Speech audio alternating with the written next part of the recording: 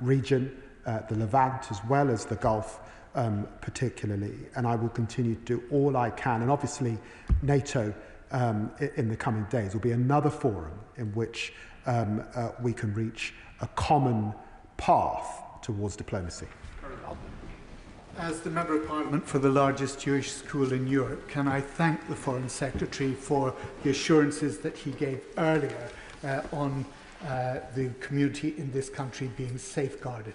Can I also commend the way in which he has diligently pursued a negotiated outcome to this destabilised situation. He knows that it used to be said that the Israeli Prime Minister jumped to the tune of America. Now that it seems to be the other way round, what action will he take against Prime Minister Netanyahu specifically in order to stop the destabilisation of the Middle East? Foreign Secretary. Well, I'm grateful for the honourable gentleman's question. We do have disagreements with the government of Israel, and he knows that a few weeks ago we sanctioned 2 members of that government. But I remain, and the government remains, a friend of Israel, able to work at many different levels. And we recognise the contribution that has been made at this time to the degrading of proxies working on behalf of Iran, recognising that those proxies contribute to Iran being the worst actor on state threats globally. David Reid. Thank you, Mr. Speaker. If Iran chooses to close the Straits of Hormuz, which the Iranian Parliament have now voted to do, what contingency options has the Foreign Secretary worked up to protect UK national interests?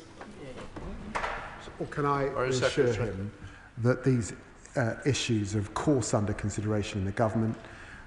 All contingencies are in place, and we are in discussion with our allies about that, but it would be wrong for me to go into operational detail. Clive Lewis. Can I associate myself with the comments made across the House about the dire and despicable nature of the Iranian regime? But that said, last week the Foreign Secretary told the House that attacks on Iran were not in our national interest. So does he believe the strikes led by Trump and Netanyahu, 2 hard-right authoritarians with no love for a rules-based order, have made Britain or the world any safer? Or does he agree with me that for much of the world watching, the message is chillingly clear? In a global order where rules mean little and might makes right, deterrence, not diplomacy, is now the only defence. And that, as he must acknowledge, makes global security more precarious than ever. Foreign Secretary. Well, I'm grateful to my honourable friend, and I recall that my honourable friend also recognises the problems of that nuclear threat and nuclear proliferation. An assessment has not been made yet of the effectiveness of that military action, but he will have heard my remarks in relation to diplomacy. That is the way now, and it will be the way when we get beyond this current crisis. Brendan Hall.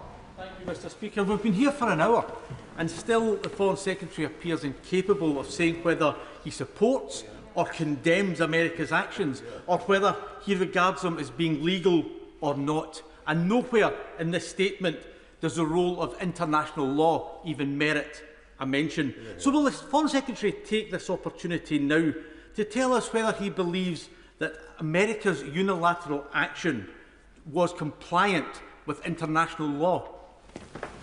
Foreign Secretary. Well, I've got to tell the honourable gentleman, I qualified and was called to the bar in 1995. I haven't practised for the last 25 years. It is not for me to comment on the United States' legal validity. I would refer him to Article 51 and Article 2 of the UN Charter, and he can seek his own advice. Rachel Maskell.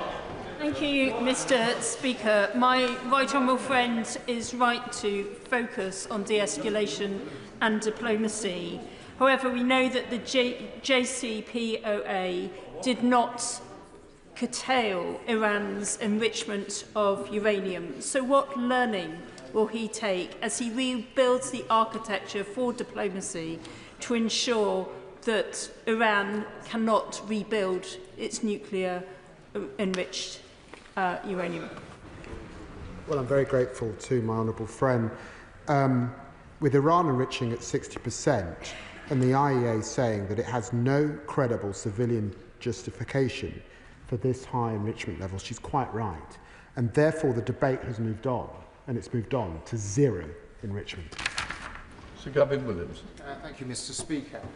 Can the Foreign Secretary make it clear to the House that if the United States need to take further action to degrade and destroy Iran's nuclear capabilities, and if they request to use either Diego Garcia, Cyprus or any other British military facility, that we will make sure that that is available to them? Can I say to the right honourable gentleman that in my discussions with the United States and with Secretary of State Rubio, and I think he saw this from the